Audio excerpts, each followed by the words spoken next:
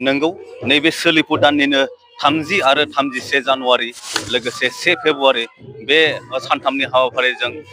मिरु खौसेथि बर' सुबुं आफादनि जे 12थि बोसोरसालिया जथुमा लोगोसे धेमाजि जिल्ला खौसेथि बर' सुबुं आफादनि 6थि 2 बोसोरारि जथुमा बे जथुमाया सानथामनि हाबाफारिजों सानजारि नोगोर सिमेन्ट सापरिनि गेलेग्रा फोथार नैबे एसबि बड' गोजौसिन गेजेरारि फरायसालिनि गेलेग्रा फोथाराव सानथामनि हाबाफारिजों जागोन। नैबे जायनाखि आं बे थावनियाव दंफैयो बे थावनियानो जाहैदों सानजारि नोगोर सिमेन्ट सापराव थानाय एसबि बड' फरायसालिनि नैबे गेलेग्रा फोथार लोगोसे बे हाबाफारिया जायनाखि जानो थांगासिनो बे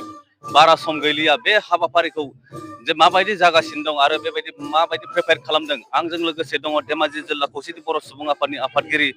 बिथांनिफ्राय जोङो नैबे जायनाखि हाबाफारि जानो थांगासिनो दं बे हाबाफारिनि सोमोन्दै माखासे बाथ्राखौ मिथिनो नाजागोन। सारनिफ्राय जों मिथिनो नाजागोन जे सानथामनि हाबाफारिजों नैबे सानजारि नोगोर सिमेन्ट सापरियाव जानो थांगासिनो दं हाबाफारि बे हाबाफारिनि सोमोन्दै सारा मा बुंदों?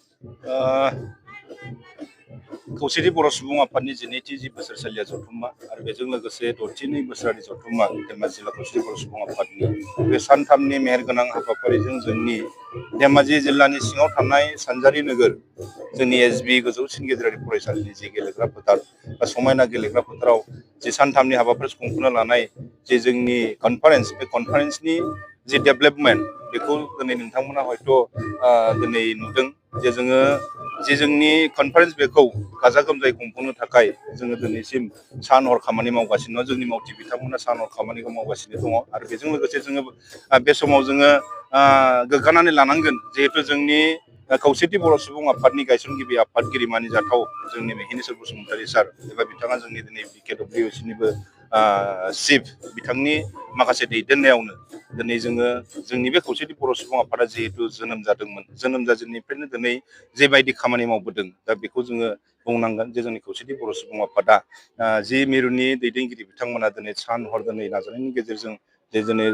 जोङो बर' कसारि वेलफेयार अट'नमास काउन्सिलखौ मोनबाय बिनि गेजेरजोंनो दिनै जे जोंनि नैबे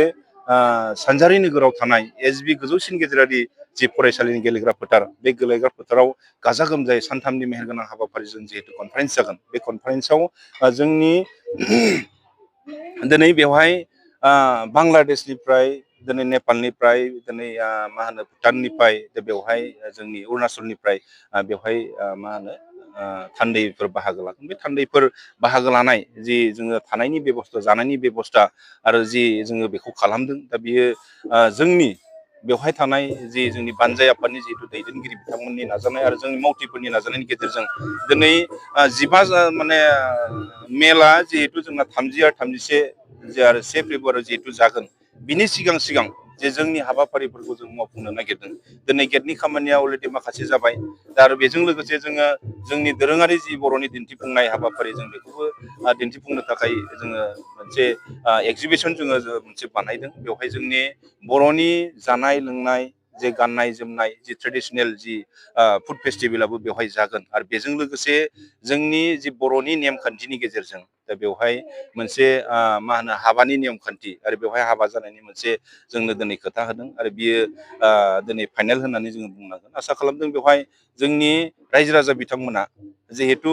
नैबे जोंनि सानथामनि कनफारेन्सआव जे अपेन सेसनाव जिहेतु जोंनि आसामनि गिबि मन्त्रि मानगोनां डक्टर हिमन्त बिश्व शर्मा बिथाङा अपेन सेसनाव बाहागो लानायनि खोथाखौ बुंदों आरो बेजों लोगोसे आसाम आयेन आफादनि जोंनि बुंथिगिरि मानजाथाव बिस्वजित दैमारि बिथाङाबो बेवहाय बाहागो लागोन आरो जोंनि माहारियारि आफादफोरनि जों थानाय माहारियारि आफादफोरनि दैदेनगिरि बिथांमोनाबो बे जोंनि जि कनफारेन्स बे कनफारेन्सआव बाहागो लागोन बेजों लोगोसे जोंनि बे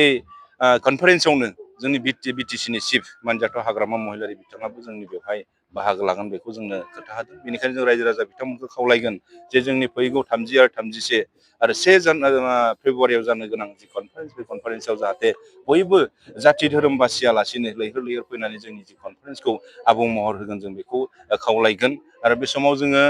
बुंनांगोन जे जोंनि बिटिआरनि बायजोआव जोंनि खौसेथि बर' सुबुं आफादा गासै 22 जिल्लानिबो जिहेतु बारा दङ बिनिफ्राय गोबां जि प्रतिनिधिफोर फैगोन थान्दै बिथांमोना फैगोन बे थान्दै बिथांमोनखौ जोङो बरायनो थाखाय जोंनि बानजाय आफादा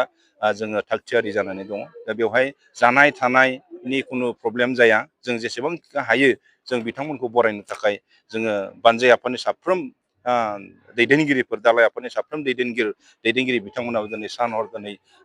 मावसोमगासिनो दङ, बिथांमोना नांथाबगासिनो दङ। आं बे समाव बिथांमोनखौबो जोंनि बानजाय आफादनि गासै दैदेनगिरि बिथांमोनखौबो बानजाय आफादनि सासे नेहाथारि जानानै आं बिथांमोननिसिम गासैनिसिमबो साबायखर बावगोन। आरो बेजों लोगोसे नोंथांमोननि जि चेनेल आरो जि मेडियानि गेजेरजों जोङो जोंनि नैबे खुंनो लानाय जि कनफारेन्सखौ जे जोंनि बुहुमनि जि मानसिफोरनो जे फोरमायनानै होनायनि थाखाय बा मोनथिहोनायनि थाखाय आरो फोसावनायनि थाखाय बे समाव मिडियानि साफ्रोम दैदेनगिरि बिथांमोनखौ बे समाव जोङो बानजाय आफादनि जानानै रोजा रोजा साबायखर जासिबाय। बिटिआर गोजोन गोरोबथाजों लोगोसे जायनोखि नैबे BKWSआ फैदोंमोन, बे BKWSआ दासिम आबुं नङा। नैबे जायनोखि बोसोरसालिया जुथुमा जानो थांगासिनो दङ, बेयाव बे आयदाखौ लानानै माबाफोर सावरायनाय जागोन? जोङो मिजिंथिदों जे जोंनि मिरु खौसेथि बर' सुबुं आफादा जिहेतु दिनै सानथामनि मेहेरगोनां हाबाफारिजों बेवहाय मोनसे गिदिरथार मोनसे बाजेटनि गेजेरजों जि कनफारेन्स खुंदों, जोङो मिजिंथिदों जे सरकारखौ जों खावलायदों जे थाबैनो जोंनो बर' कसारि वेलफेयार अट'नमास काउन्सिलनि बिसायख'थिखौ खुंफुंनानै होनांगौ, रां बाजाखौ बारायनानै होनांगौ। जायनि थाखाय जोङो दिनै नैबे जोंनि सानजारि नोगोरनि जि गेलेग्रा फोथाराव, समायना गेलेग्रा फोथाराव जे सानथामनि मेहेरगोनां हाबाफारि लानायनि मिजिङानो जोंना बेनो। जों आसा खालामो, जों खावलायगोन, जों नारसिनगोन। दा बेनिखायनो जों जोंनि CMखौ आसामनि गिबि मन्त्रि मानगोन डक्टर हिमन्त बिश्व शर्मा बिथांखौ जोङो खावलायदों जाहाथे हयथ' जों बेहायनो आरो बेजों लोगोसे जोंनि आसामनि सोलोंथाइ मन्त्रि मानजाथाव डक्टर रनज पेगु बिथाङा बेवहाय फैगोन। माखासे सोलोंथाइ बिथिंनि माखासे खोथा मोनथिनो गोनां जोंहा जिहेतु दङ। आरो जोंनि बर' कसारि जिहेतु अट'नमास काउन्सिला दिनै आबुं महर मोनाखै, हयथ' बिथांमोना नैबे जोंनि कनफारेन्सनि गेजेरजों जोंनो मोजां मेसेज होलांगोन नामा। आरो जों मोजां मेसेजखौनो जों दिनै नेनानै दङ आरो आसा खालामदों बे मिटिंनि गेजेरजों हयथ' मोजां मेसेज होलाङोबा जोंनि बिटिआरनि बायजोआव थानाय जोंनि बर'फोरनि थाखाय मोनसे मोजां मेसेज बियो जागोन, जों बेखौ सिन्था खालामदों। जायनाखि बे जाय बोसोरसालिया जुथुमा, बे बोसोरसालिया जुथुमायाव आसामनि अनगायैबो अरुणाचलफोरनि थान्दैफोर बेबायदि जायगानि फैगोन, बांलादेशनिफ्राय फैगोन, आरो गोबां देशनिफ्राय नेपालनिफ्राय फैगोन,